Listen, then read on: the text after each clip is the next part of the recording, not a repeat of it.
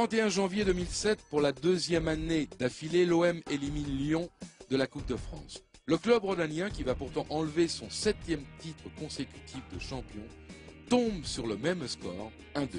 L'année précédente, c'était en quart de finale et à Gerland. Le Brésilien Fred avait effacé un but initial de Maoulida avant que Mamadou Niang ne donne la victoire à l'OM de Jean Fernandez, finalement battu lors du dernier acte au Stade de France par le PSG, 2-1.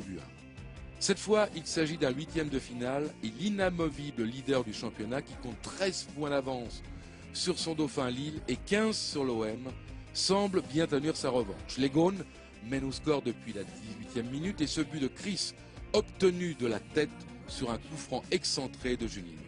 Mais à 2 minutes de la fin du temps réglementaire, les joueurs d'Albert Raymond qui n'ont cessé de pousser obtiennent enfin une égalisation méritée. C'est Michael Pagis, entré depuis un quart d'heure seulement, qu'il obtient d'une reprise de volée placée à la suite d'une action de Franck Ribéry.